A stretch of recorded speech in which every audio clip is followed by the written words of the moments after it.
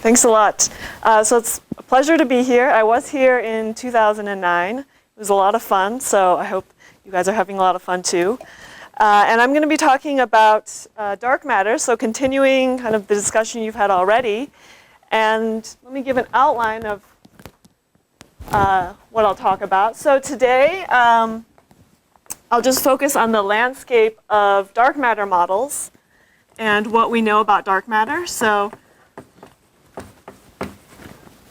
I'm not at all going to give you an overview of every single model and their, all the top-down motivations, things like supersymmetry and so on. I'm not going to talk about that. Instead, I'll just focus on the landscape of models in relation to the observational evidence we have, and just very broadly, what can we say in the most generic terms. And then the next two lectures will be starting to focus on models of thermal relic dark matter and moving into specifically light dark matter that I was asked to talk about. So meaning, see this again, thermal relics and sub-GeV dark matter. So I'll motivate why that's an interesting mass range to look at and what the models are there and the kind of cosmology of sub-GeV dark matter.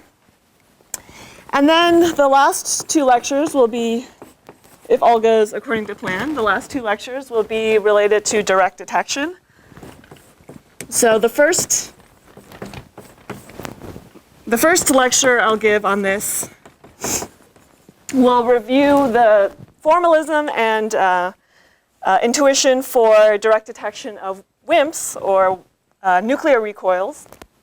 So this is what's usually being searched for in ton-scale experiments.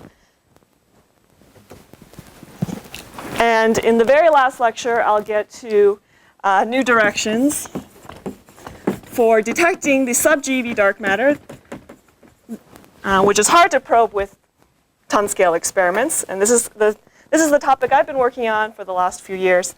So hopefully you'll get to see some pretty new stuff by the last lecture. Okay, so as I said, today I'll just focus on general things we can say about dark matter. And I don't want to give a history of all the evidence of dark matter. We know there's lots of different pieces. You've probably talked about things like rotation curves and so on. So today I'll start with kind of what is one definition of dark matter we can make, and then use that to guide what we can say about the cosmology of dark matter, and eventually to guide the model building. Okay, so for the first part of this lecture, I'm just going to talk about dark matter in cosmology terms, meaning it's a cold fluid.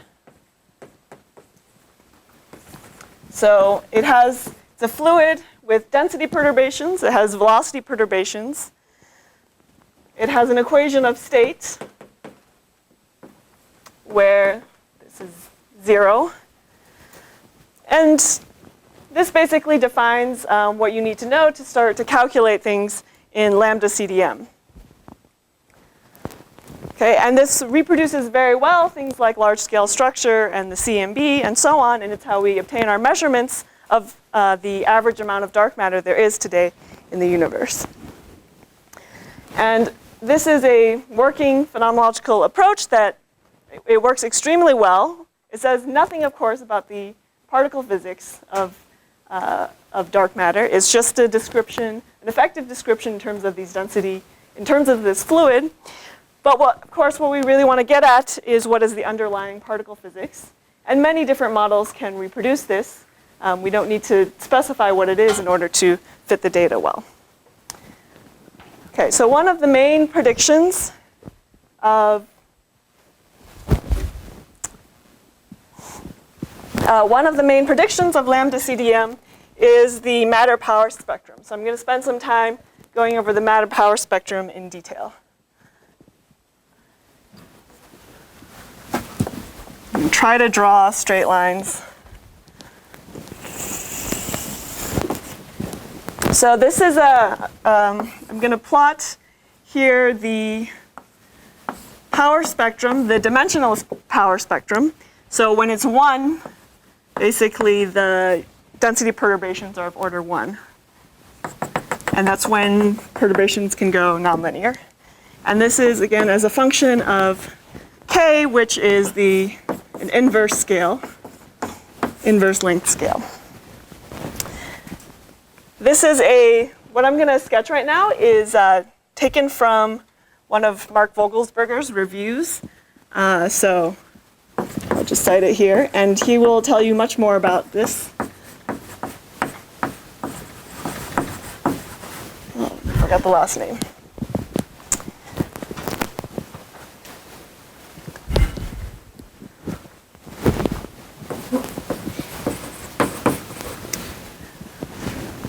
Okay, so the Lambda Cdm prediction looks something like this in very heuristic terms. On large scales, this is CMB / cosmic scales.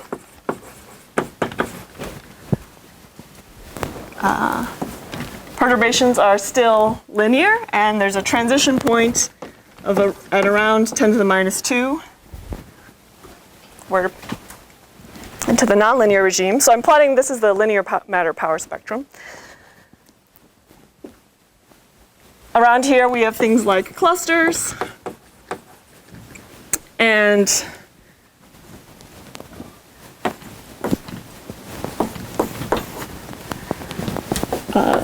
galaxy scales or galactic scales, and Lyman alpha are down here.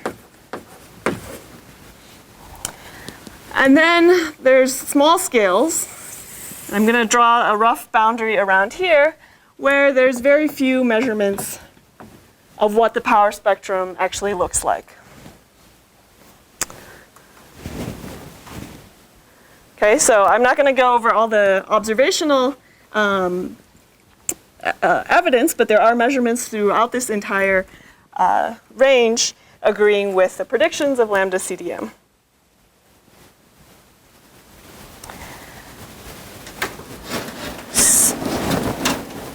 Okay, so I'm going to return to this in a second, but yes?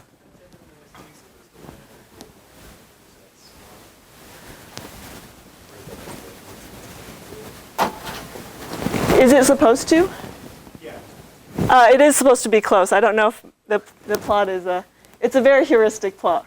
Yeah, it's around there, yeah.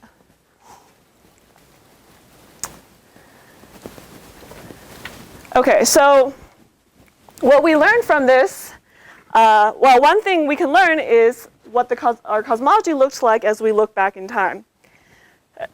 If we look at smaller and smaller scales, those correspond to dark matter density perturbations that started evolving further back in time. Okay, so they tell us something about the behavior back to redshifts of 10 to the 6, I'll show. So what now I'm going to plot is for a given length scale, we have a density perturbation. At what redshift did that length scale start evolving in cosmology?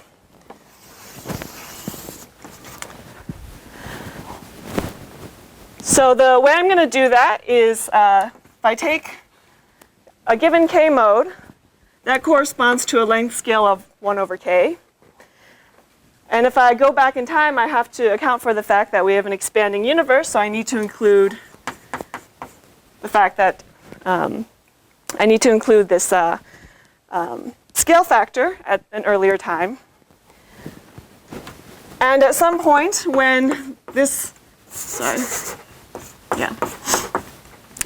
at some point this, the size of this perturbation will be equal to the horizon size. So remember that Hubble is an expansion rate, and so 1 over Hubble gives a time scale or horizon size. So the condition for when this k mode started evolving is that k equals AH.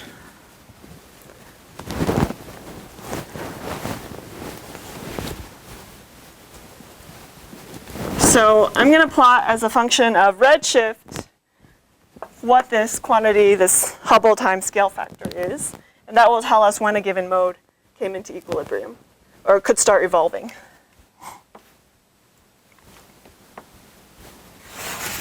Again, very heuristically, this is AH.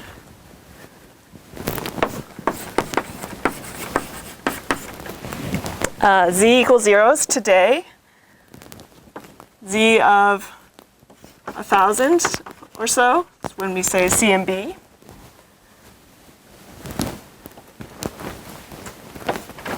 Matter radiation equality is around Z of 3,000.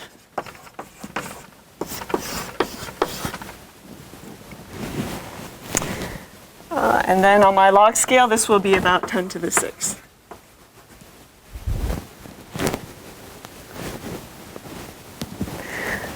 Okay, so let's look at this very small scale where things start to become unknown. So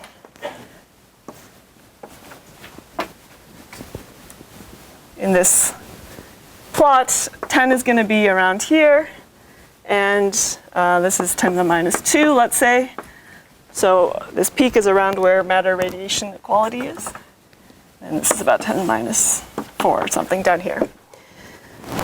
So this very small scale, k greater than 10 or so, will cross this line at redshifts of around 10 to the 6, somewhere around there. I know I didn't intersect them properly, but it'll be around redshifts of 10 to the 6.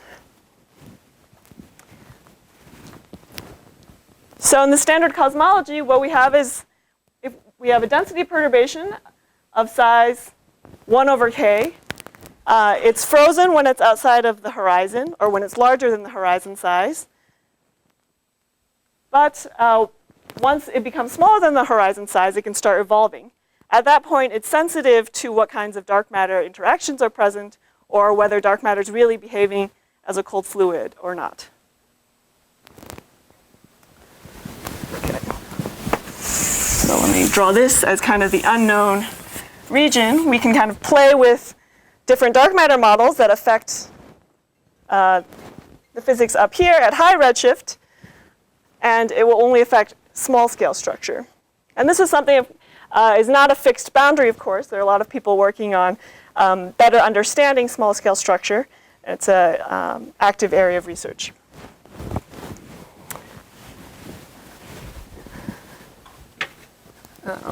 So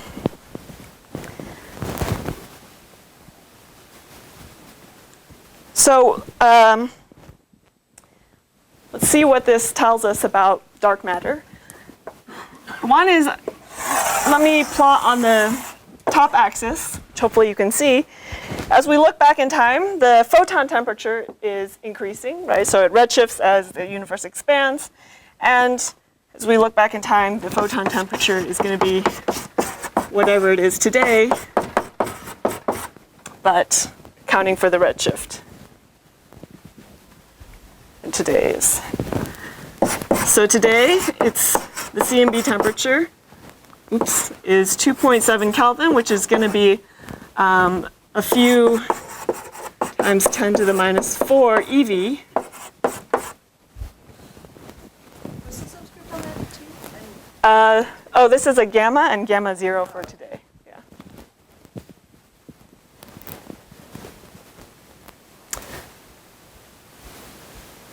And so that's the temperature today, around 10 to the minus 4.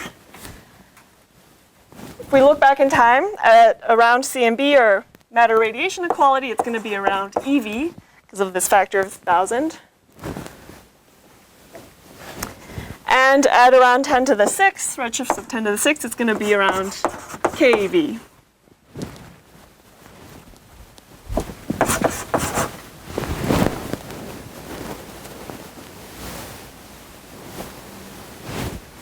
So this immediately tells us something about thermal dark matter, and gives us this warm dark matter bound that many of you might have heard of.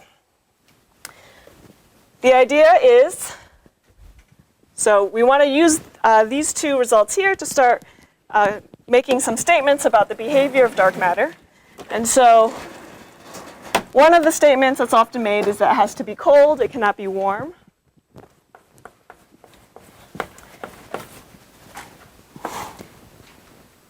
And this is often quoted as a warm dark matter bound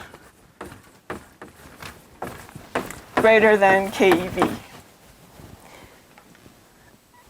And our discussion here already tells us why that has to be the case. So let's take a dark matter candidate which has a mass of around keV, or a little bit lighter than a keV. Then it was still non-relativistic, or sorry, it was still relativistic at around this time. But this is also a time when density perturbations have to start growing because we start to observe the matter power spectrum. But if we have a non-relativistic candidate, there's a huge pressure, and that doesn't allow the perturbations to grow as fast. Yes? Sorry, so this is before matter radiation. Are your perturbations growing at this time, or are they just oscillating and then something else funny happening? They grow slowly. So they don't grow as fast because it's radiation dominated, but they do grow logarithmically. Yes? That bound is nothing for thermal, right? Yes, exactly. So you have to assume that the dark matter temperature is similar to the photon temperature. Or whenever people quote those bounds, they make a specific assumption about what the temperature is. How relativistic is relativistic? We've often treated this as a binary. There's a continuum. Exactly, yeah. So the question was how relativistic is it?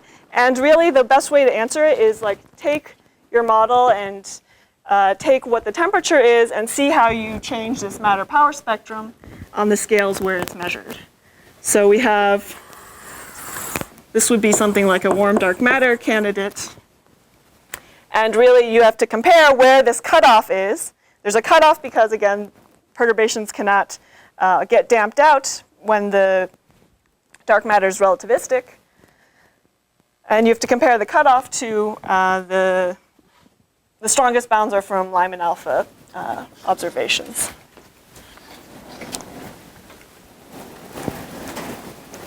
Okay. So this cold dark matter statement can be turned directly into when could there be a exponential cutoff in the matter power spectrum.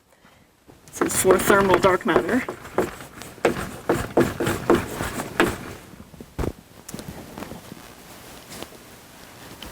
Okay, so, and specifically, we can state it as it's non-relativistic by redshift of around 10 to the 6th.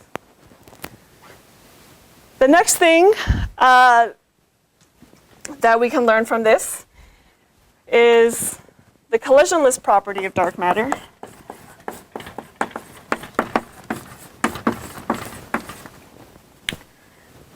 And again, there are different ways in which you can say dark matter is collisionless, but again, focusing on this picture we have here.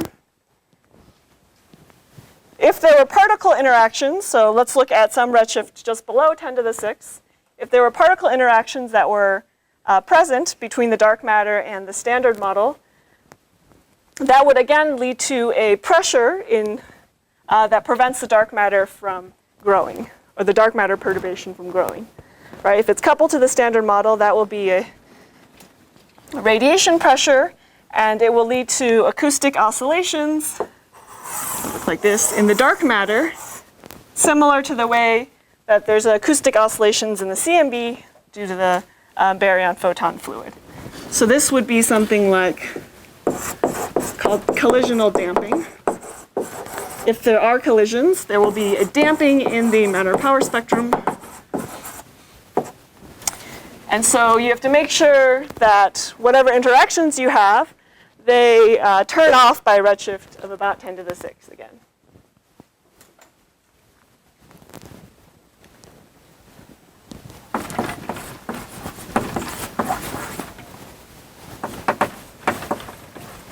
And of course, this also means this collisionless property can also mean other things if you're looking within galaxies and so on, but at least this is the perspective for the early universe.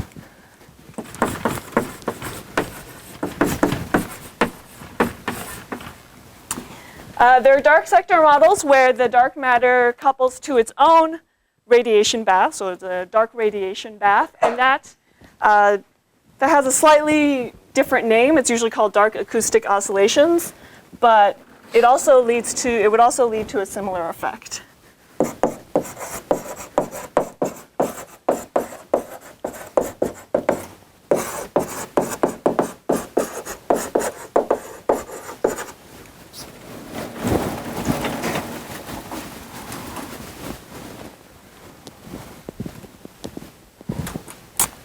So, and dark matter, dark matter.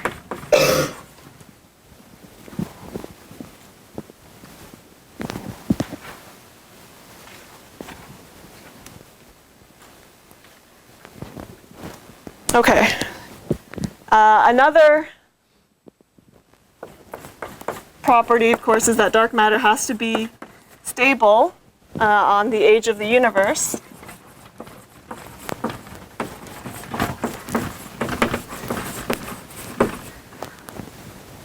So I won't sketch it, but this is, again, something you can constrain with the matter power spectrum. So there have been papers looking at, suppose you have dark matter and it decays, it can decay into something relativistic.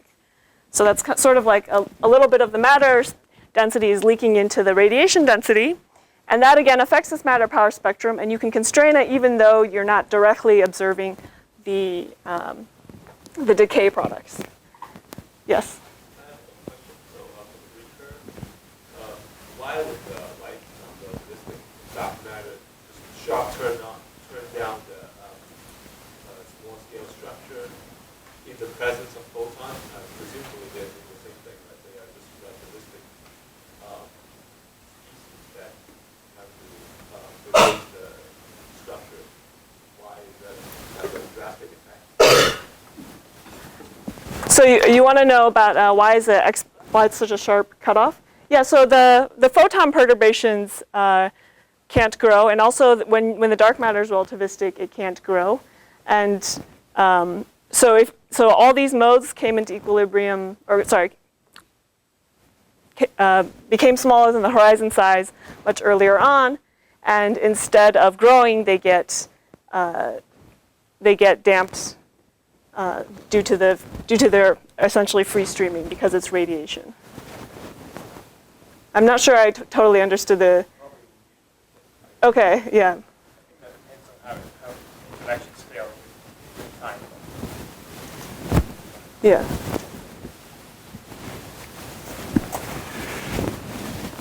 Yes.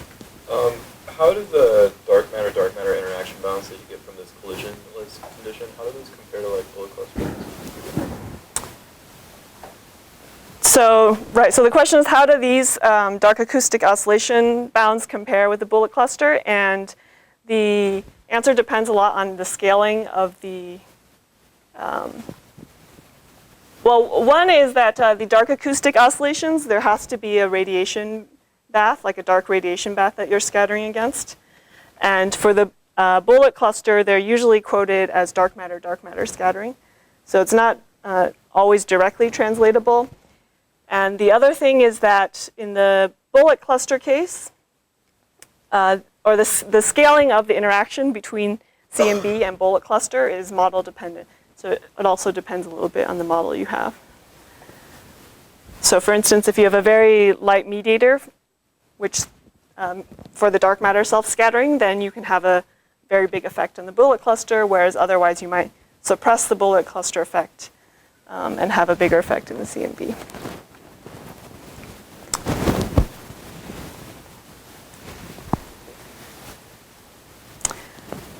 Okay.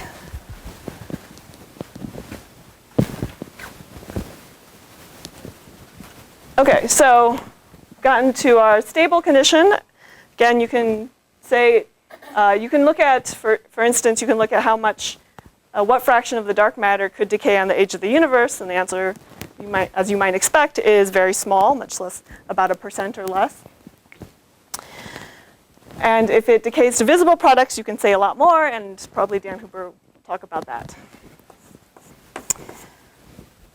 Okay, so these are kind of the main properties of dark matter that we can infer from looking at the matter power spectrum and this evolution of the modes. And the last one is that I'll write down is preserves BBN, because this will be important for the kind of model building that I'll be talking about.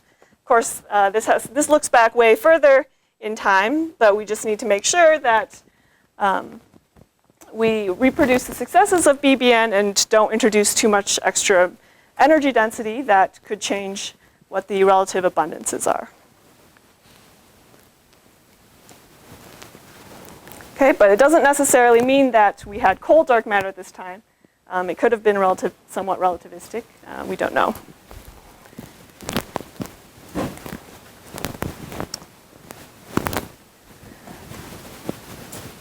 Okay, so move to the last board.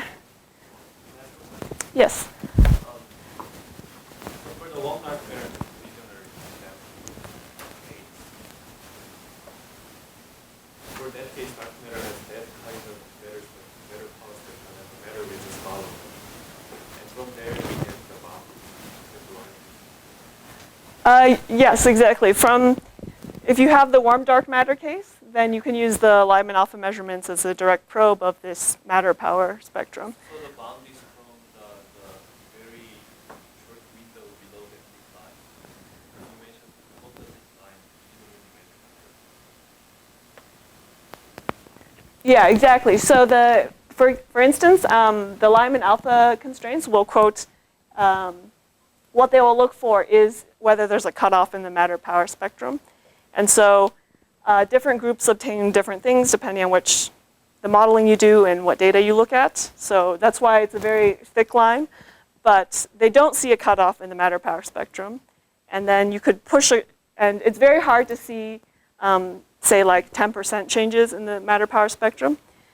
So you could push a cutoff in the matter power spectrum to just smaller scales than observed.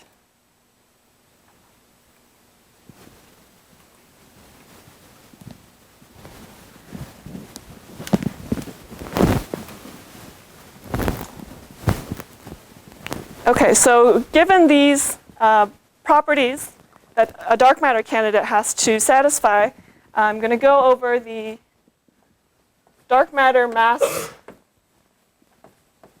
the possible dark matter mass range, and very briefly allude to the models in this mass range. So, not to scale, of course. So we're going to have a boundary here.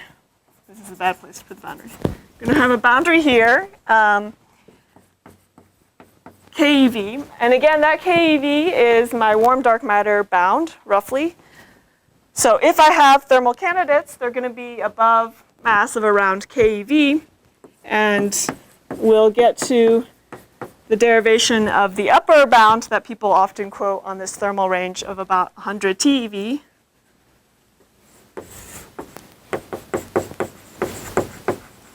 So by thermal, I mean that the dark matter was in thermal equilibrium with a standard model at some point.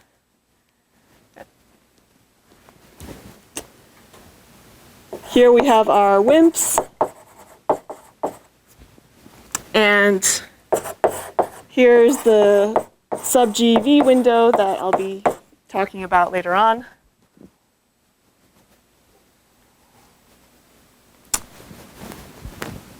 So there's another bound at about a keV, so definitely thermals up here. And there's another bound at the keV mass range, which I want to discuss a little bit. And that's often called the Tremaine gun bound, but there are various. The thing I'll present is not exactly the Tremaine gun bound. I'll explain why. And the idea is that this KeV mass scale also is a boundary between when dark matter can be a fermion versus a scalar. So,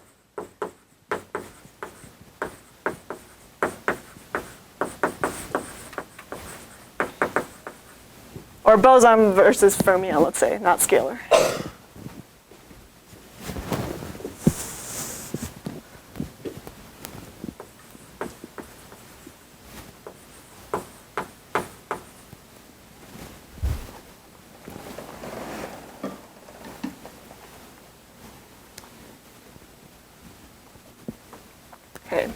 So this bound relates to how much dark matter you can fit in a given volume of phase space.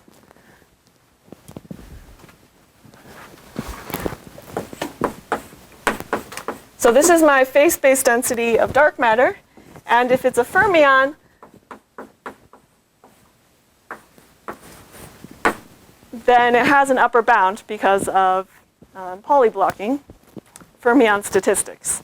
So G is just whatever degrees of freedom. I could have spin or some flavor or something else. And in my units where h bar equals 1, this is the bound that I would have, the most generic bound I would have on what the phase space density of dark matter could be. This x is the dark matter. So just remove that because I'm only talking about the dark matter phase space density. And this is position and momentum.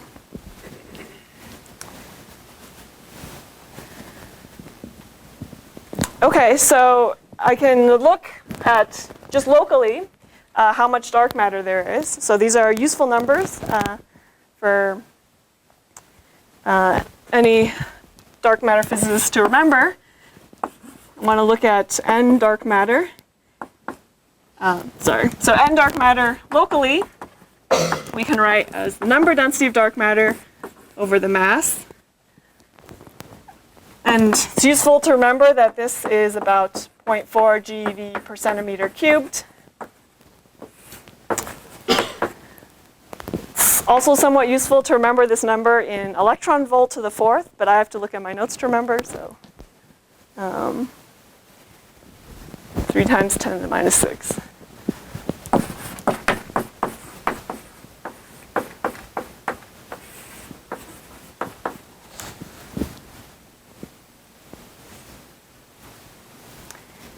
Okay, so this is the number density that is essentially measured up to, say, order 1 factors. We know this probably to within 50% or so. And this is, now we can calculate the maximum number density we can have given this phase space bound. So to do that, I integrate over all the possible momentum states. And I want to integrate up to a maximum momentum. That maximum momentum is going to be set by the escape velocity, again, locally in the solar neighborhood.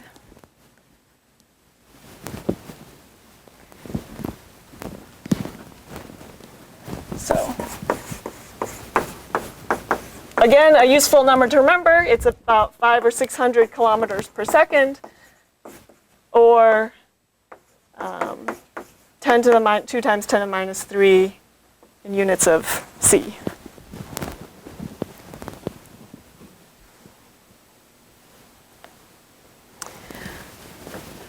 Okay, so this integral is just, of course, G P max cubed, and I'm just going to drop the factors of pi for now.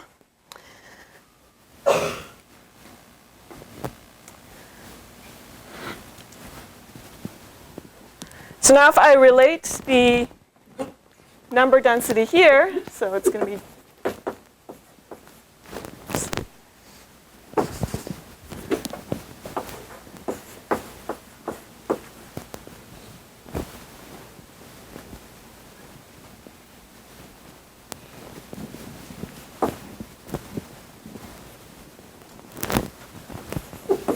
to the one that's observed.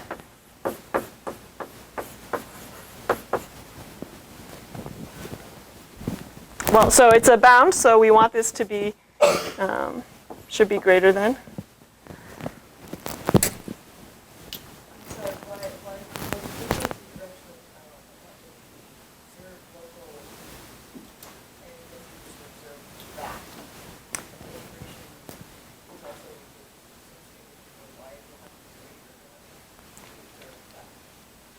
Exactly, yeah. So this is a measured number density, and this is an upper bound on the phase space density. So the number density has to be less than this quantity, So if this quantity is less than the observed value, then we have no hope of getting the observed number density, right? If the maximum number density is less than this, we have no hope. So we have to say that at least the maximum allowed phase space density integrated should give at least this quantity, because this is a very conservative estimate of what the phase space density is. Yes? Oh, sorry, there was 2 questions. I forget.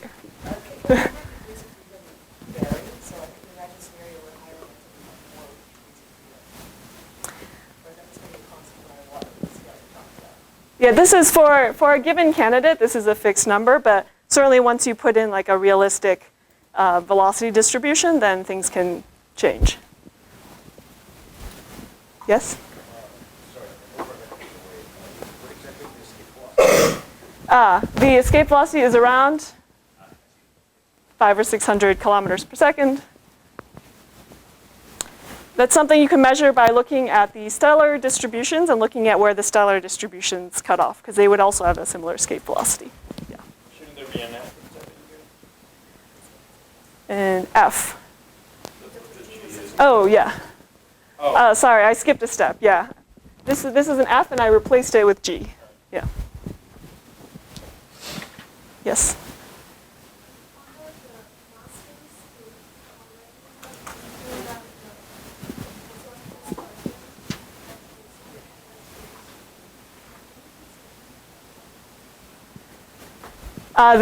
This up here. So this is the bound I'm deriving right now, which I'll get to in a second, which is that if I have a fermion, the mass cannot be below around keV or 0.1 keV, a fermionic dark matter candidate. And so I restrict all candidates below that mass range to be a boson. Okay. So let me finish getting exactly what the bound is using the local density in the Milky Way. This is about 10 to the minus 9. So I get that mx to the 4th is greater than this is about 10 to the 4 or 10 to the 3 electron volt to the 4th. Let's put the G back if you want.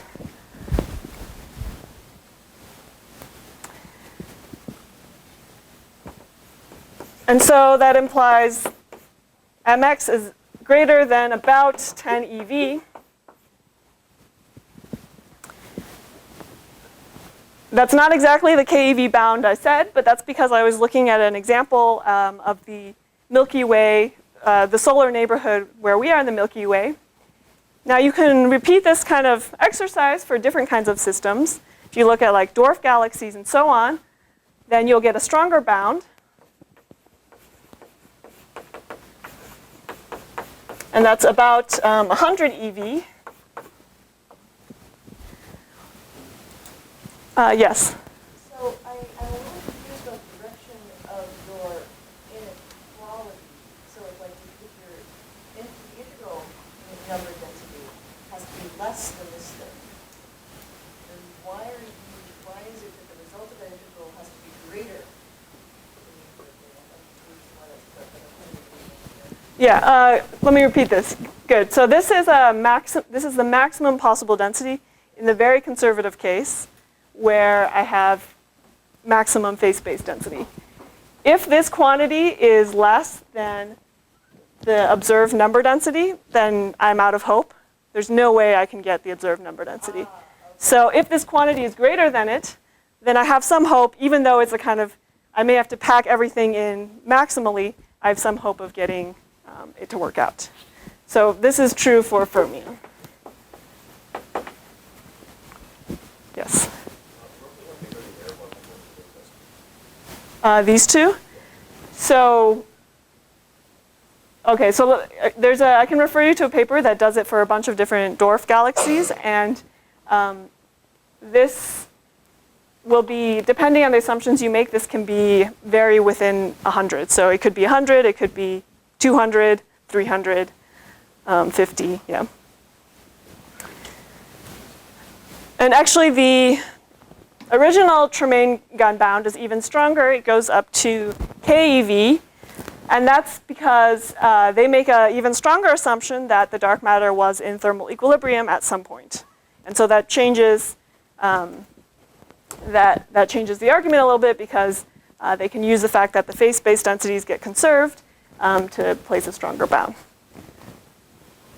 But in any case, the mass scale is around 0.1 keV or keV, where we can no longer allow fermionic dark matter candidates,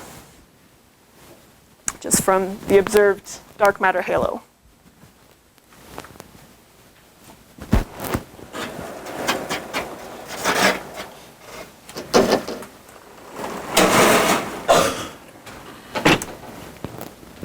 Okay, so everything down here is a light bosonic dark matter.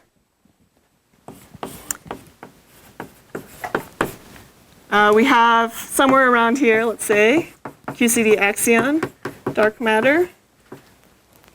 But we also have generalizations of that, axion-like particles and so on, that can go down to this mass.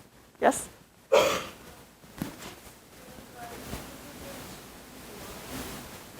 I'm just being heuristic here, because in most cases, unless you put in like 100 flavors or 1,000 flavors, it'll be an order 1 number.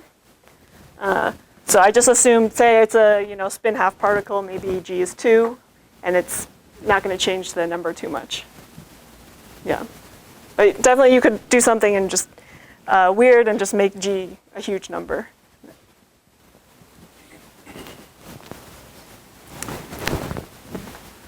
Okay, so everywhere here is a scalar down to, boson down to 10 to the minus 22 eV. This is fuzzy dark matter.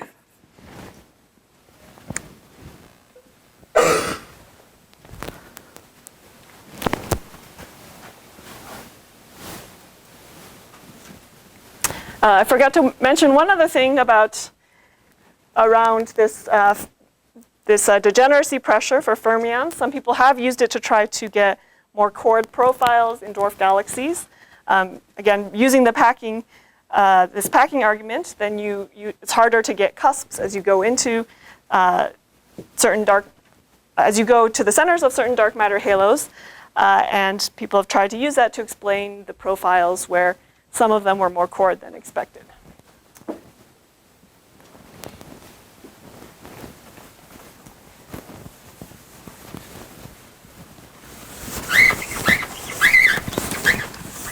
So let's also see briefly the arguments for why we cut off this lower mass range at about 10 to the minus 22 eV.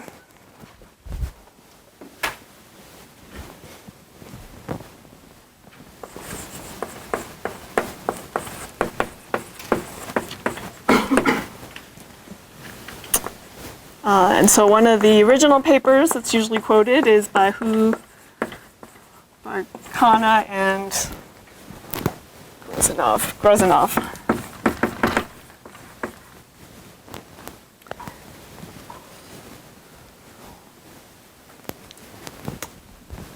The idea here is that we can also look locally in the solar neighborhood, and we can look at the de Broglie wavelength of this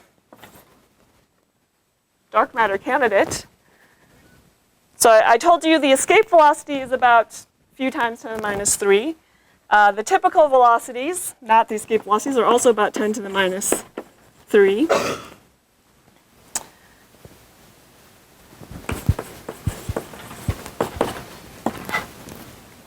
And so I can translate this into astronomy scales. So it turns into 4 kiloparsecs for this mass.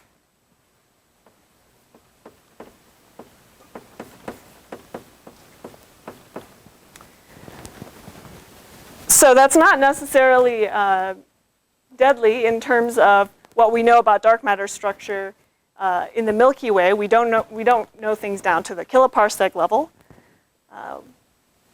So as reference, the size of the Milky Way disk is probably around 20 kiloparsecs, the observable disk. 10 to 15 parsecs. But if you look in dwarf galaxies, the velocity dispersion is even lower. It's about 10 to the minus 4 instead.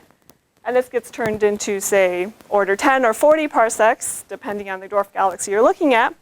And that becomes comparable to the size of the halo in a dwarf galaxy. And so that starts to set limits on what the lightest mass can be. If it's lower than this, then you cannot form the observed halo profiles in dwarf galaxies. Yes? How do we know a typical dark matter particle velocity? Like how is that in any way observable? So I mentioned that the escape velocity comes from looking at the velocity distributions of stars. And so this can come from a similar way. Stars are essentially collisionless, and we also have what's known as a stellar halo. So you have this picture of the disk. We have the dark matter halo kind of all around it, and everything in the dark matter halo kind of moves isotropically. We also have in here what's called the stellar halo. There's lots of stars, they're not in the disk, but they also just move kind of isotropically with a spherical distribution. And we can look at that, for instance, to infer something about what the velocity distribution of dark matter has to be, because they're both determined by the gravitational interactions. So wouldn't something with a mass of 10 to the negative 22 eV that's going close to 500, 600 kilometers per second, that sounds like that ought to be fairly relativistic, that mass velocity. So it's still non-relativistic because v is still 10 minus 3. Okay. Yeah.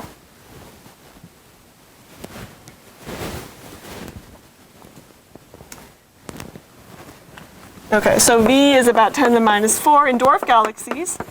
And if you look in the early universe, you can have even smaller velocities. So these velocities are set by the halo dynamics. But if you look in the early universe, where you didn't really have such high dark matter densities, then these velocities are even smaller. And another strong constraint giving this lower mass bound is, again, this matter power spectrum. In the early universe, because the velocities are so small, this de Broglie wavelength is large, and again, you prevent collapse of structures on small scales, and you get a cutoff. You can get a cutoff in the matter power spectrum. So one bound is from dwarfs, and another bound is from, again, Lyman alpha.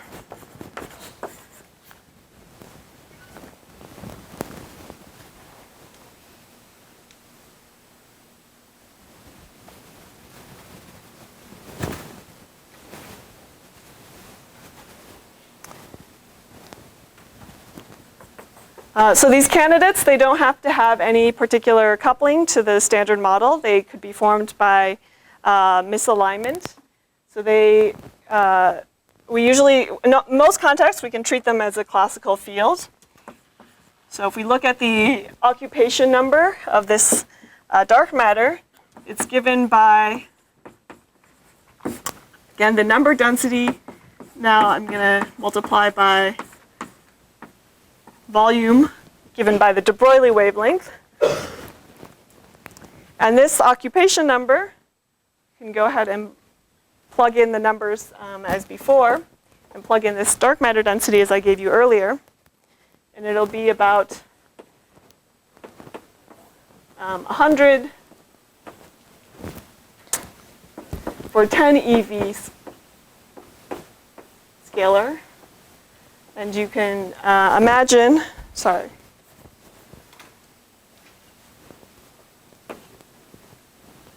Did I get the power right? Yeah, this is not a 2, that's right, I was confused. Okay, good. So it'll go as 1 over mass to the 4th. And already for around 10 EV or so, you're getting pretty large occupation numbers. Certainly as you go down to 10 to the minus 22, this is going to be huge. So we have to treat it as a classical field.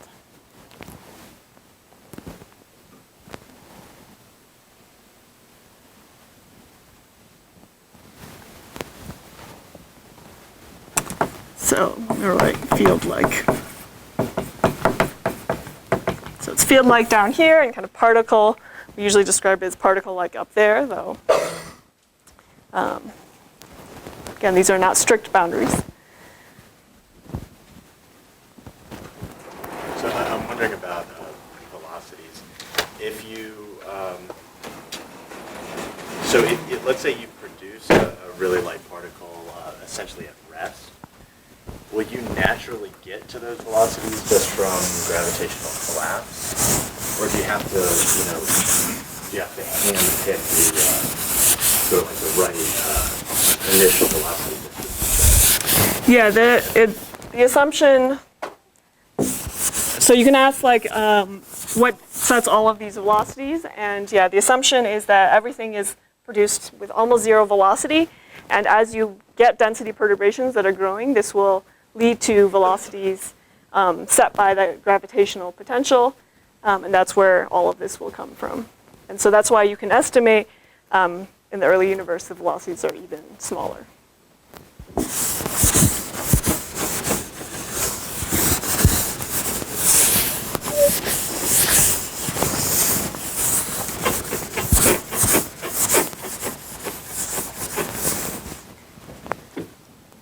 Okay, so these dark matter candidates, they behave like a scalar field. So it's useful to look at how they behave and convince ourselves that they behave like cold dark matter. And so if we have a scalar field with mass m, they obey the classical wave equation. But when there's a Hubble expansion, then we have to add in a Hubble friction term. Okay, and there could be, if you put in an arbitrary potential for the scalar field, there could be some other things here.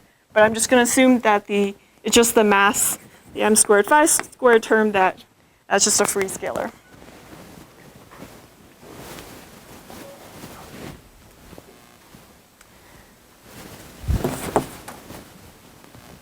So when the Hubble expansion rate is much greater than the mass early on, phi is approximately constant.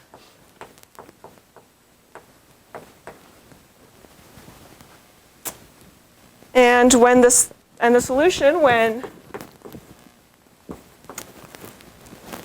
once the Hubble rate drops below the mass, looks like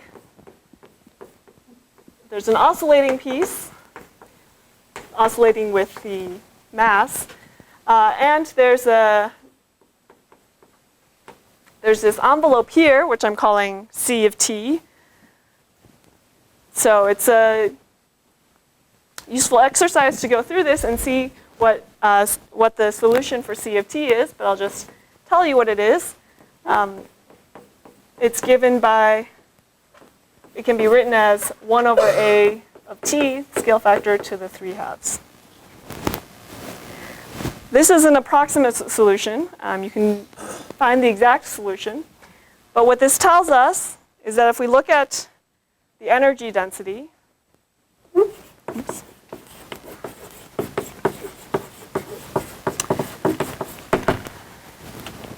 So it's given by the potential term plus the kinetic term.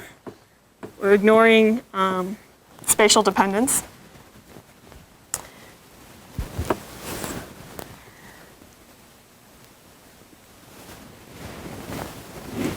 So this AFT is changing at a much slower rate than this sine MT. So in this derivative, I can just take the derivative of the sine MT and I'll get approximately, so this will just give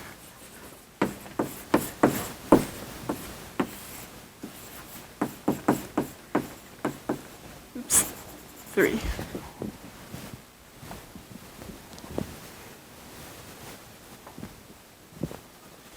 So this tells us that the energy density in this field is decreasing as the scale factor cubed, which is what we expect for cold dark matter. We need this to start happening by matter radiation equality. Otherwise, we don't have any matter to get to matter radiation equality. So that condition tells us that H at matter radiation equality we can set that equal to m.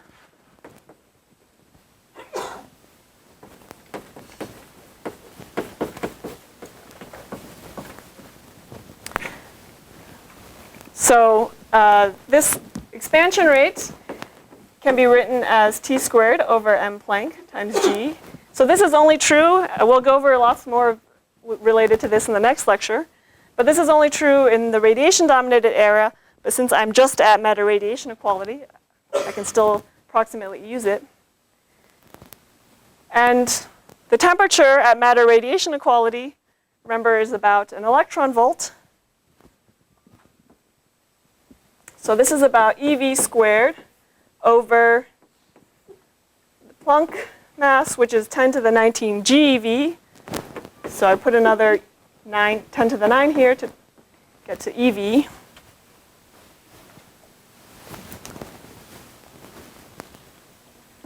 So this tells us that the Hubble rate, matter radiation equality, is about 10 to the minus 28 EV.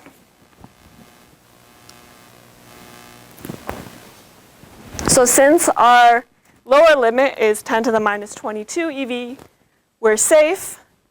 That means that for this mass, this scalar field was behaving like a cold dark matter candidate well before matter radiation equality, so all is fine. Yes? Quite understand that. So why were we setting h equals m? Because, well, that was the difference between phi being constant and phi being oscillatory. Right. Why were we also associating that with matter radiation equality? So this solution tells us that the scalar field only behaves like cold dark matter after this condition. So once the Hubble rate drops below the mass. So the transition point for when it behaves like cold dark matter is when we set these two equal. And the very, very latest I can imagine that happening is when I need matter radiation equality to happen by.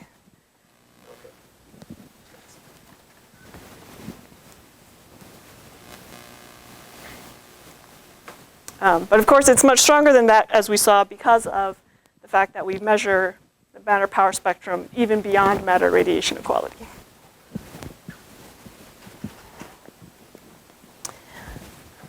Interestingly, this is not exactly W equals 0, so it does not exactly have the equation of state that you would expect for cold dark matter. It actually, because of this sign of MT, it actually oscillates between -1 and 1, but it averages out to 0 on any time scale larger than 1 over m.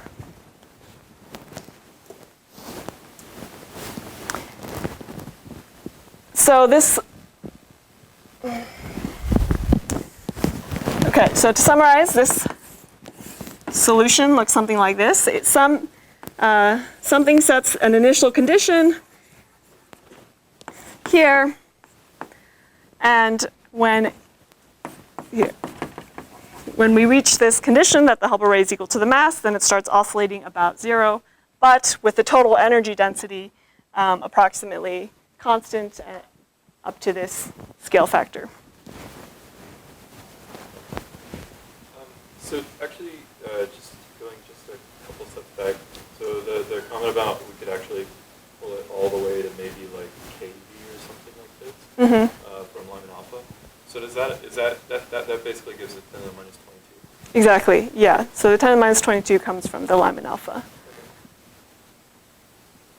So this was very conservative, that we needed to behave like cold dark matter at matter radiation equality, but really we see from this picture that it needs to behave like cold dark matter by this KeV temperature, or 10 to the 6, and that gives you the stronger bound of 10 to the minus 22 EV.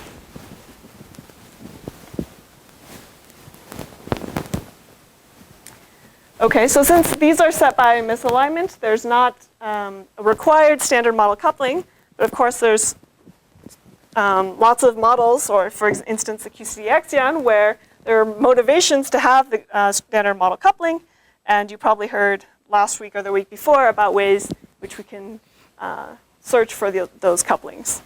Could you define what you mean by misalignment? Misalignment means anything that sets this initial condition.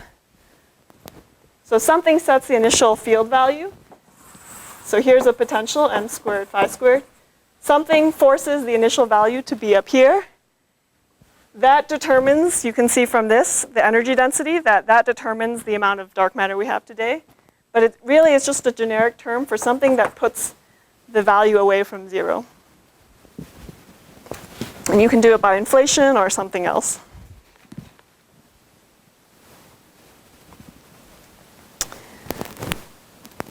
Okay, so we've covered most of this range. I'll go over again the motivation for this range, but let's look even at higher masses now.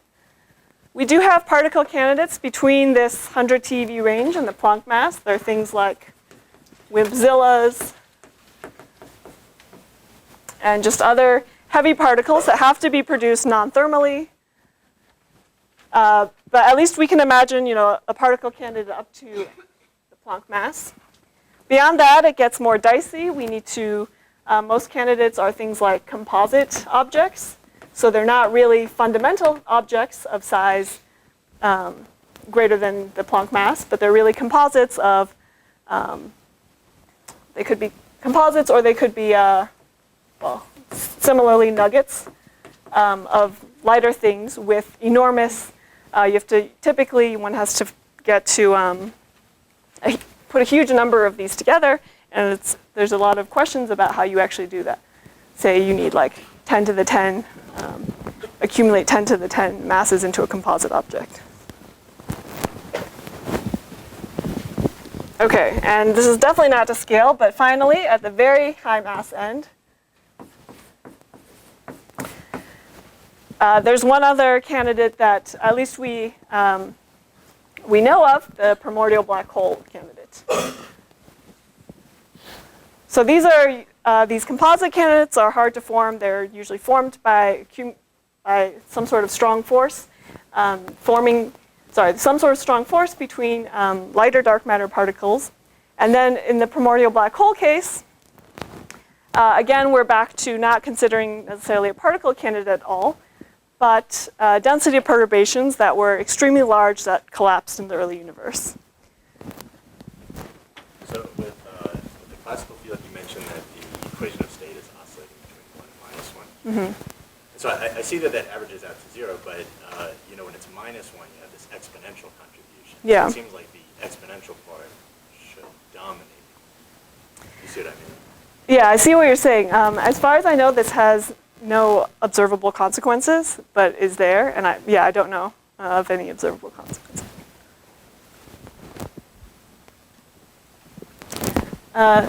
So one way to form primordial black holes is again to use this matter power spectrum and the fact that we don't know that much about it.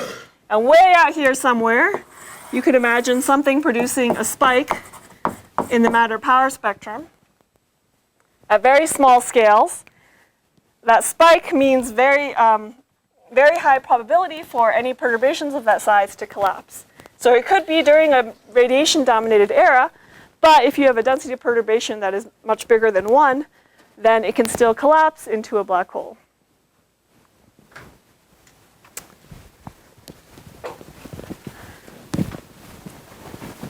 Okay, and so since we're coming to the end, I'll just give a brief summary of the allowed mass range for primordial black holes. We have a lower mass limit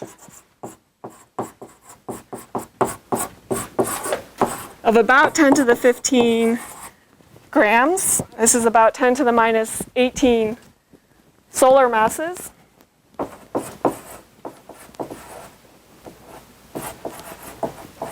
That comes from looking at the lifetime of the black holes due to Hawking evaporation. If they're lighter, then they evaporate too fast.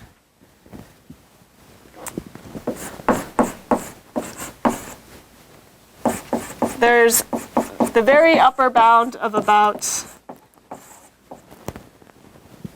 10 to 50 solar masses, depending on which bound you take. This is mostly coming from accretion onto these black holes, which would give rise to observable signals, or radiation from these black holes, essentially. And everywhere in between, the allowed fraction of primordial black holes, the primordial black holes can be about 10%, few to 10% of the dark matter.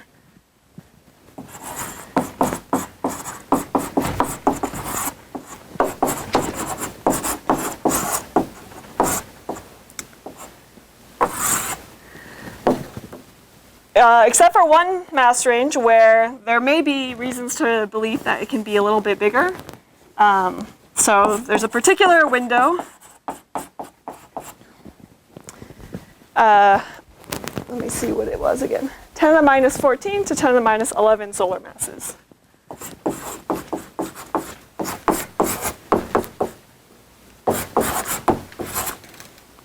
And in this window, there are some open questions about the constraints that are present, that are usually quoted, which imply that, well, depending on how those constraints turn out, they still need to be understood a little bit better. This could be order 1 of the dark matter.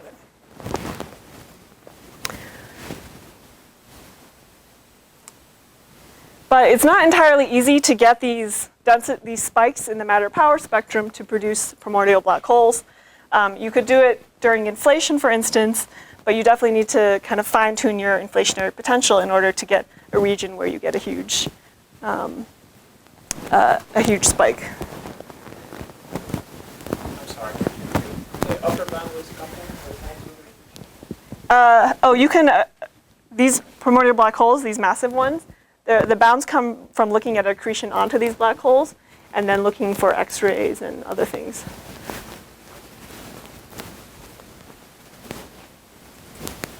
Yes?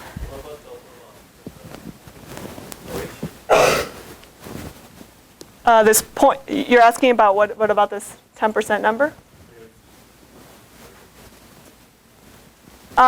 So this number is coming from lots of different searches in this mass range between 10 to the minus 18 solar masses to 10 solar masses.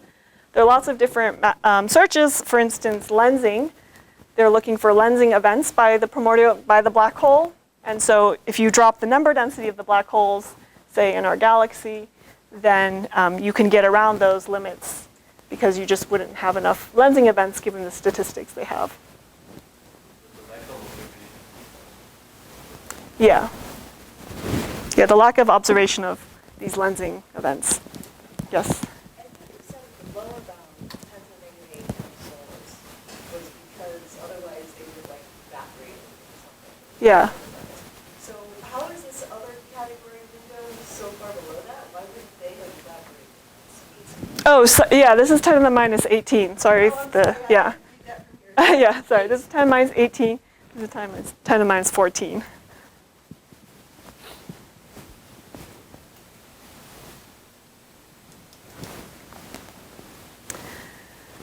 Okay, so I think we have a few minutes left, so I'll just wrap up. Okay, so today we just looked at the broad range of possible dark matter candidates, and I focused on these general arguments that can separate this entire dark matter candidate mass range into different regions. The motivations for focusing on this thermal window here, well, there are a couple. One of them is that everything we know was in thermal equilibrium. The relic neutrinos were in thermal equilibrium and are a thermal relic. The CMB is a thermal relic. Modulo the fact that we don't know where the baryon asymmetry comes from. We don't know why the baryon to anti-baryon number is what it is, or baryon to photon number is what it is. Modulo that, everything else we know was produced in thermal equilibrium and is a relic. So that's one reason. It kind of generalizes what we already know and know works. The other is that because it's a thermal equilibrium with a standard model, again, it implies some sort of coupling with the standard model particles that we can then go search for. And of course, that's motivated the WIMP window, lots of dark matter searches in the WIMP window. And And I'll discuss how we can broaden that and look at searches in the sub-GeV window that test very similar ideas of a thermal coupling with a standard model.